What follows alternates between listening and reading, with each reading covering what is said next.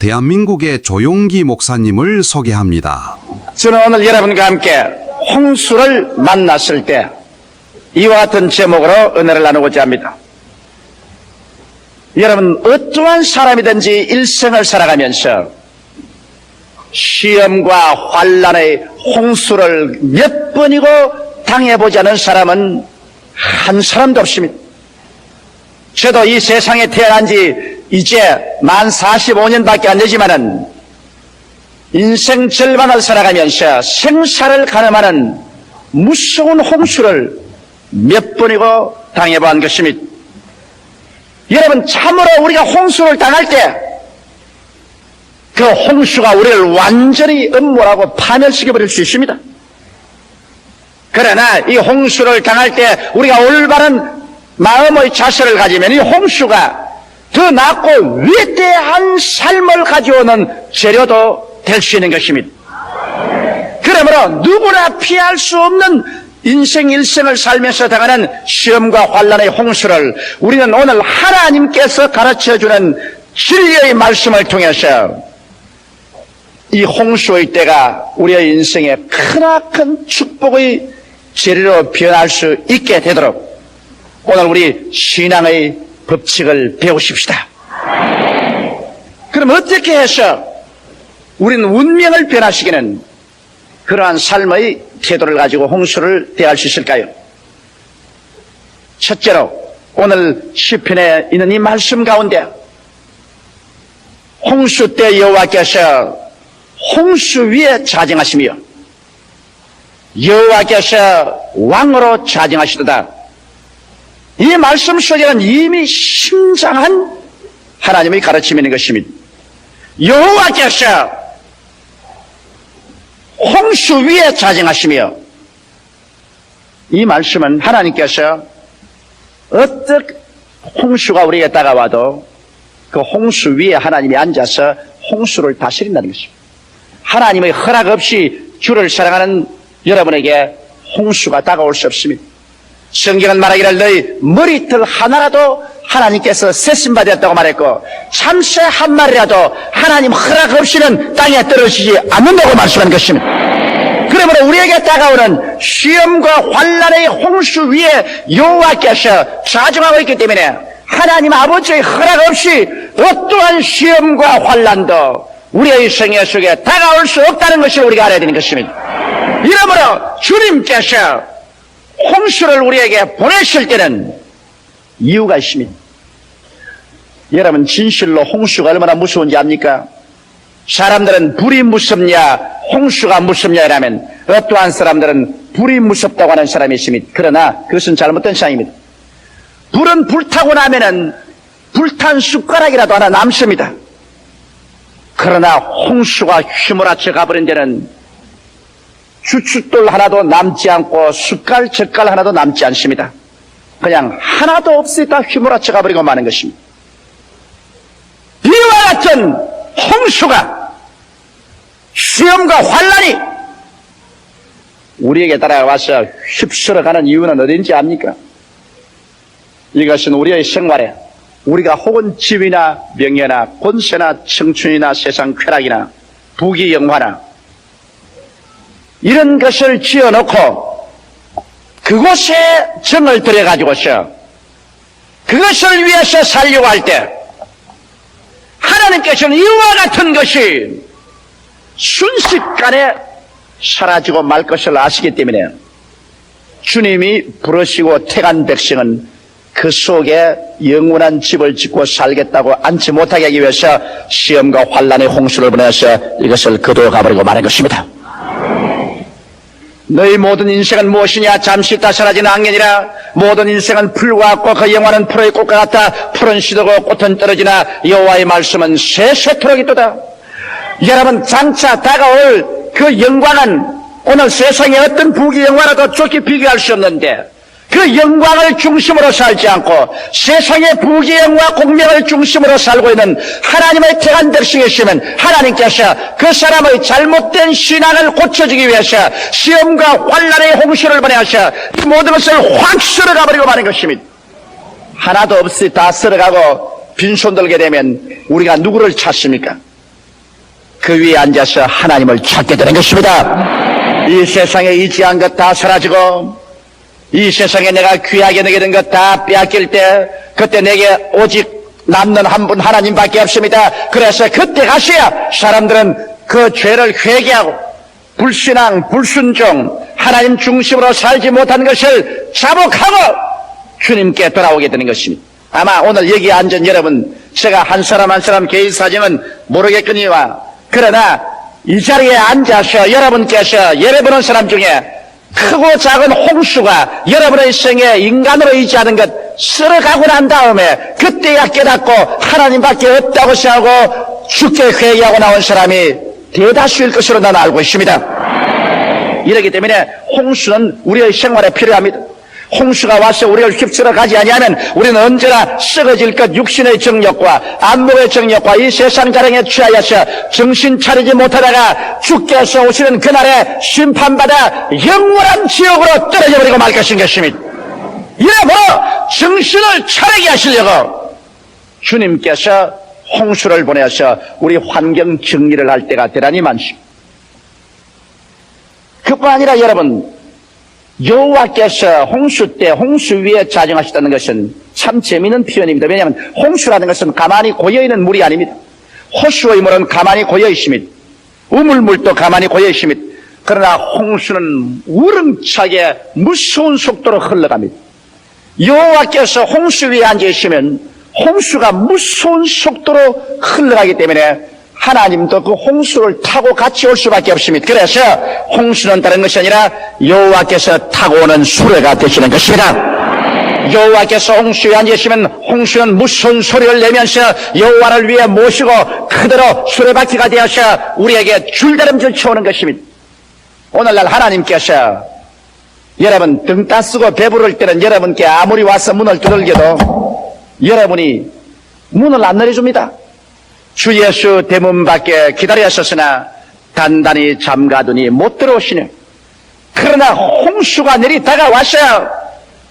막 기막히게 모든 것을 쓸어가면서 오면 그때 여러분 누구를 불구하고 홍수를 수레 삼고 찾아오는 하나님을 부르짖게 되는 것입니다. 이러므로 여러분 반드시 홍수의 체험이 여러분과 나에게 불행이 아닙니다.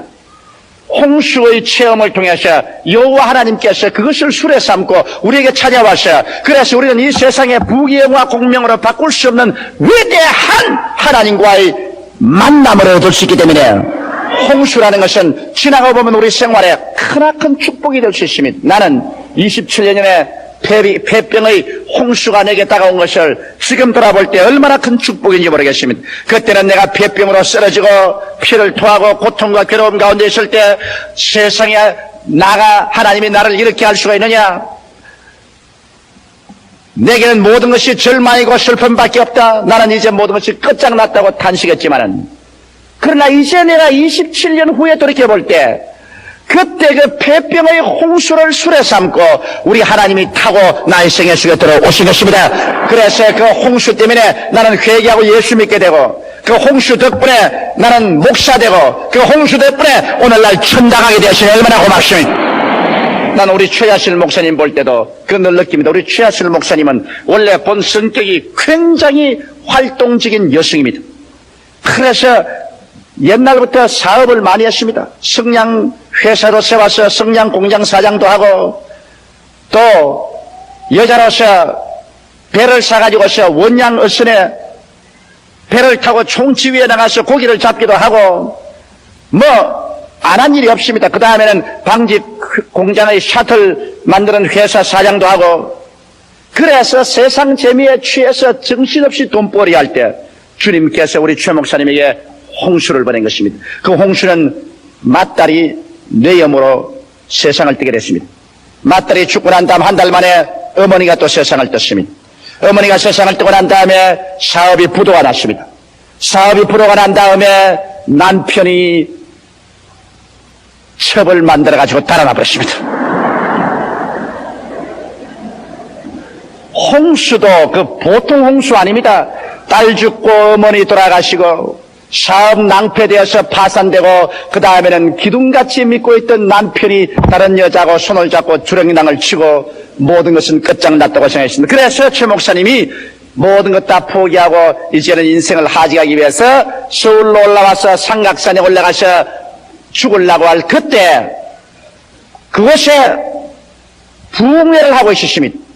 그 부흥회 참석했다가 하나님을 만나고 완전히 변화되어서 그 길로 신학교에 들어와서 오늘날 세계적인 훌륭한 주의 여종이 되어버리고 말한 것입니다.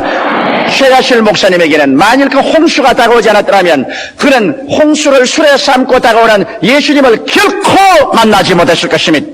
그러나 그때는 그것이 절망으로 보였지만은 세월이 지나고 난 다음 돌이켜볼 때 그 홍수야말로 오늘날 최자실 목사가 있도록 만들어준 크나큰 축복이 되어버리고 말한 것입니다. 이러므로 사랑하는 성도 여러분, 여러분에게 크고 작은 홍수가 다가오는 것을 여러분께서 역겹게 생각하지 마십시오.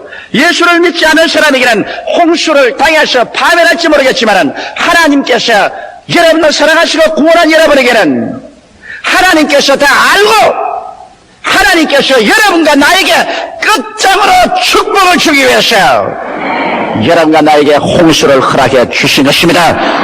이래서 홍수는 우렁창 소리를 가지고 지금이라도 모든 것을 파괴해서 다 씻어 가버릴 그러한 맹렬한 기초로 여러분 다가올 때 홍수만 바라보고 두려워하지 마십시오. 홍수를 바라보지 말고 그 홍수 위에 타고 오시는 여호와를 바라보게 되시기를 주님 이름으로 축원합니다. 주님은 오늘 또 하늘의 권세와 땅의 권세를 가지고 있습니다. 죽은 자를 살리시고 없는 것을 있게 하시는 하나님이신 것입니다. 이 하나님은 여러분을 사랑하십니다. 하나님이 사람이 감당치 못할 시험당함을 허락지 아니하시고 시험당할 즈음에 또한 피할 길을 내서 너희로 너희 감당케 하신다고 했기 때문에 여러분 홍수를 만나셨을 때 여러분은 하나님 그 발 앞에 엎드려서 인생의 순서를 정리하십시오. 내가 하나님보다 나를 더 사랑했느냐, 하나님보다 남편을, 아내를, 자식을, 세상 쾌락을 더 사랑했느냐. 그렇다면 이것은 다 홍수에 떠내가야 된다는 것입니다. 그래서 홍수가 올 때 하나님 앞에 엎드려서 그 나라와 그 의를 먼저 구하는 이러한 생활의 순서를 정하고 그 다음 홍수가 올 때 홍수를 타고 오는 하나님 앞에 엎드려서 하나님을 만나고 하나님을 여러분 생애 속에 모셔드릴 때 하나님은 여러분의 인생을 새로운 방향으로 이끌어 주시기 하는 것입니다. 상상할 수 없는 하나님이 자기를 사랑하는 자를 위해서 예비해온 모든 것은 눈으로 보지 못하고 귀로도 듣지 못하고 마음으로도 깨닫지 못했다는 것 같으니라. 그러나 성령으로 이것을 보이신다니라고 하는데 홍수 때 우리가 기도함으로 말미암아 성령의 인도를 받아서 하나님이 예비한 세계로 인도함을 받을 수가 있는 것입니다. 둘째로 성경이 말하기를 여호와께서 왕으로 좌정하셨다고 했습니다. 여러분 홍수 위에 여호와께서는 떠내려온 것이 아니라 왕으로 좌정했다는 것입니다.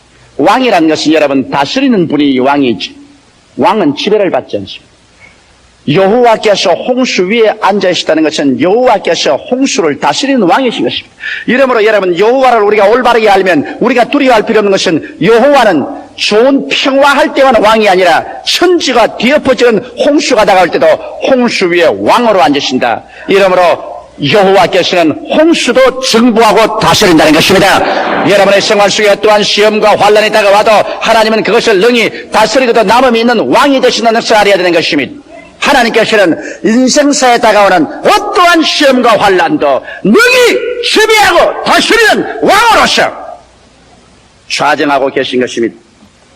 그러므로 여러분 우리가 하나님 없이 괜히 인간의 오기로서 우리가 모든 인생의 짐을 걸머쥐고 가려고 하다가 지치고 피곤해서 쓰러질 때 우리가 할 수 있는 가장 좋은 길은 우리의 왕 대신 주 예수 앞에 나와서 그 짐 다 내려놓고 주님께 항복하면 우리가 다스리지 못하는 모든 사건을 주님께서 다스려 주시는 것입니다. 이렇기 때문에 주님께서 수고하고 무거운 짐진 자들아 다 내게로 오라.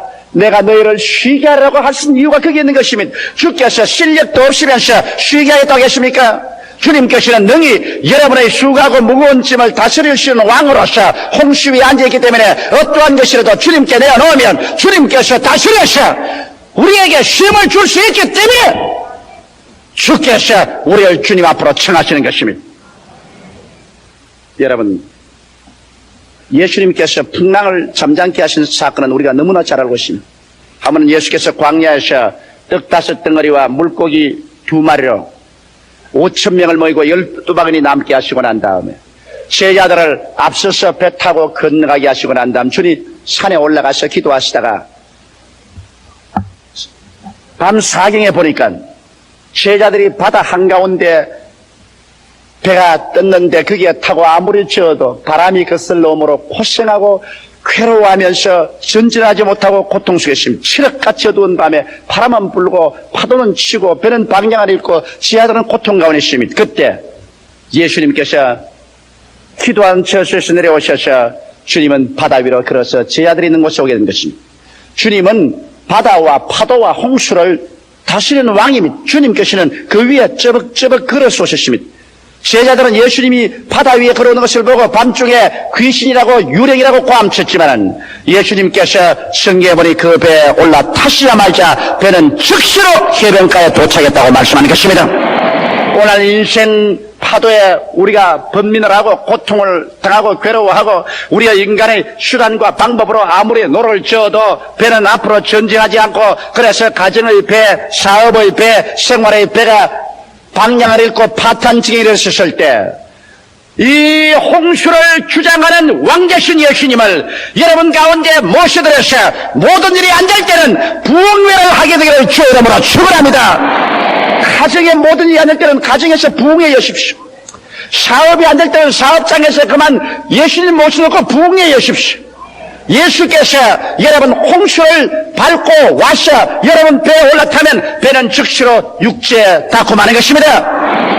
성경에 보면 예수님께서 또다시 바다와 파도를 꾸짖어 잠잠케 하신 적이 있습니다. 제자들과 함께 배를 타고 그라사인 지방으로 건너갈 때 예수님은 배에서 주무시고 계시는데 배가 바다 한가운데 가자 갑자기 먹장 구름이 하늘을 덮고 저 헬몬산에서 불어오는 바람이 거세게 불어오며 바다 파도가 그냥 하늘로 치켜 오기 시작했습니다.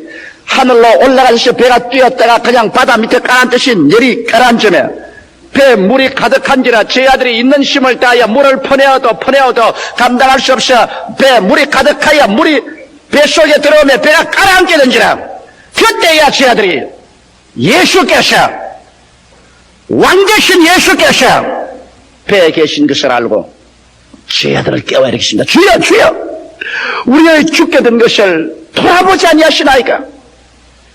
그때 예수님께서 잠에서 깨어 일어나셔 배에서 바다와 바람을 꾸짖으신 적 즉시로 잠잠해져 버리고 마는 것입니다.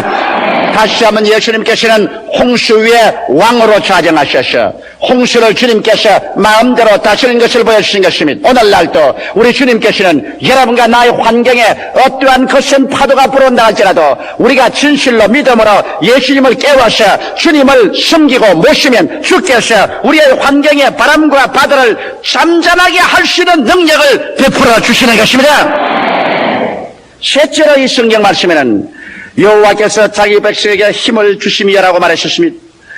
이와 같이 해서 여러분 홍수의 체험을 통하여 인간이 깨어지고 주님 그 발 앞에 엎드려 주님께 온전히 순종하게 될 때 여호와께서는 이제 여러분과 나에게 새로운 힘을 얻는 세계를 보여주십니다. 옛날에는 돈이 나의 힘이다, 권력이 나의 힘이다, 청춘이 나의 힘이다, 빽이 나의 힘이다, 세상의 힘을 의지했지만은 그런 힘들이 홍수를 통해서 보니 아무 힘도 없이 다 사라지고 마는 것을 경험하게 되는 것입니다. 그래서 결국 깨달은 것은 사람이 떡으로만 살 것이 아니요 하나님의 입으로 나오는 모든 말씀으로 살 것을 깨달았고 나의 의인은 믿음으로 말미암아 살려는 것을 깨달은 것입니다. 이래서 주를 믿는 백성이 한 새로운 세계를 발견하게 됩니다. 믿음의 세계, 말씀의 세계, 성령의 능력의 세계를 발견하게 되고, 그래서 주의 백성들은 이제는 하나님을 그의 삶의 전적인 자원으로 삼게 되는 것입니다.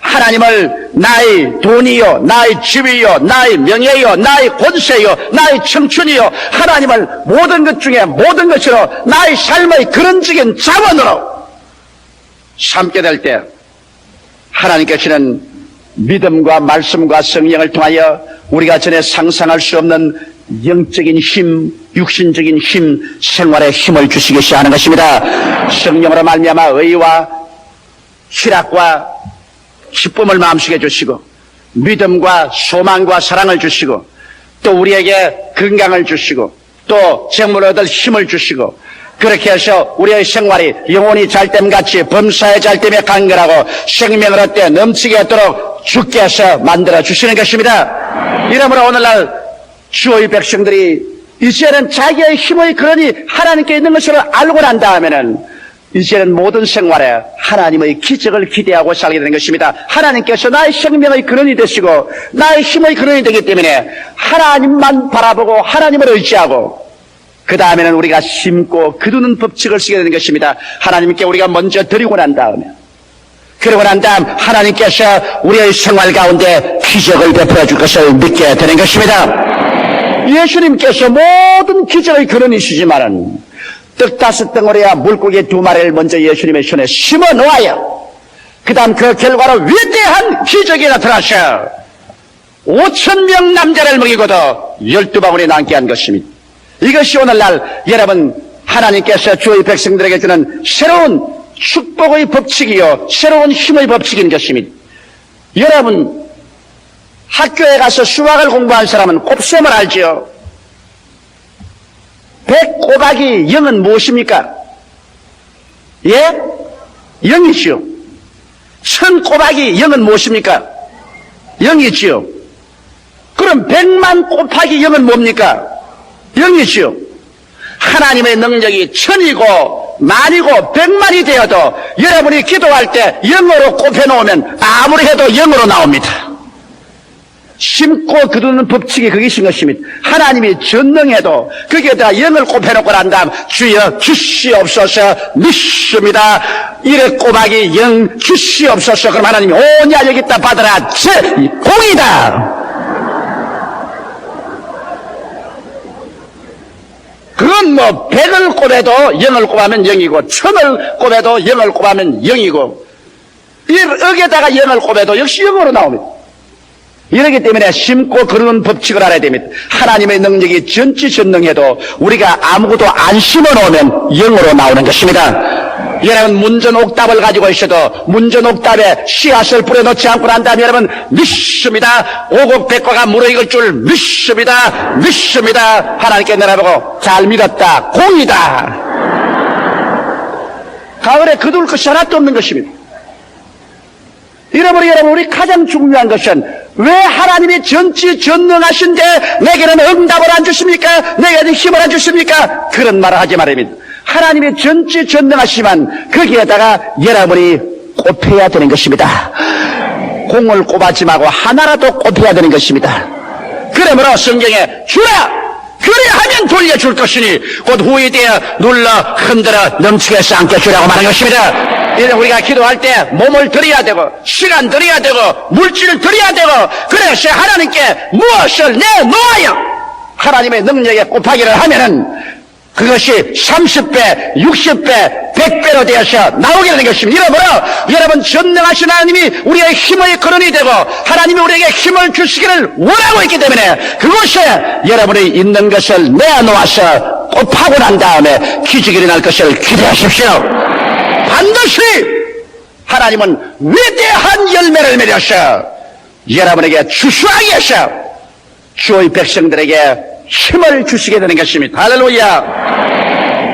넷째, 이 성경을 말하기를 여호와께서 자기 백성에게 힘을 주시며 여호와께서 평강을 주시려다가 말한 것입니다. 하나님이 전국적으로 여러분 우리에게 주시기를 원하는 것은 마음의 평강입니다. 예수님은 평화의 왕이십니다. 예수님이 계신 곳에는 어떠한 환란도 있을 수가 없습니다. 하나님이 결국 우리가 원하는 것은 금세 내 마음속의 평화, 우리 가정의 평화, 우리의 생활의 평화, 그러고 난 다음 궁극적으로 죽음을 격파하고 영원한 천국의 평화를 우리에게 주시길 원하시는 것입니다. 이 세상에 여러분, 축복 중에 가장 큰 축복이 뭔지 압니까? 마음의 평안인 것입니다.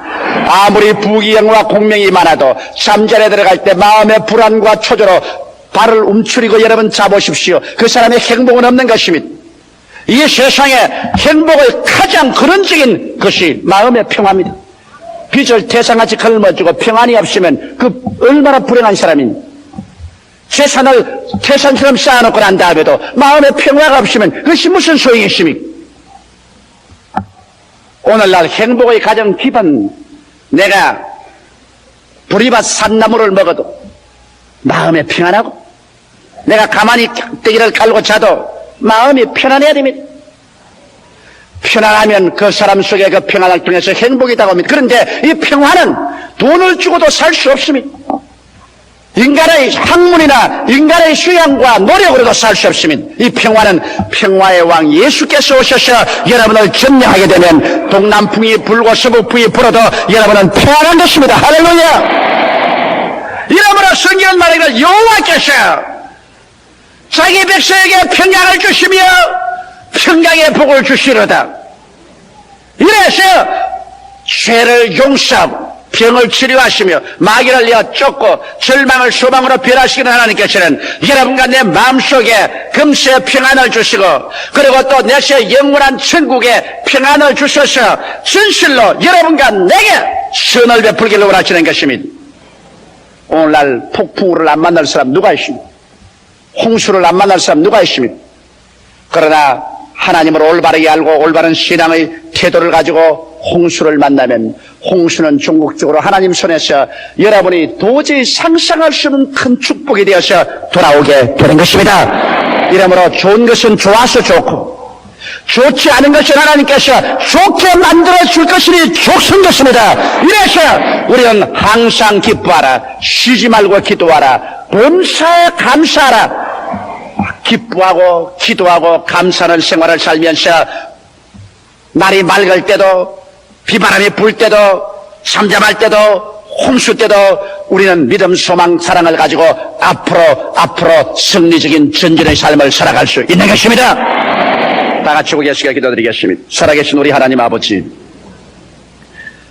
여기 고개를 숙인 주의 백성들은 한두 번 이상 모두 다 홍수를 통해서 온 사람들입니다.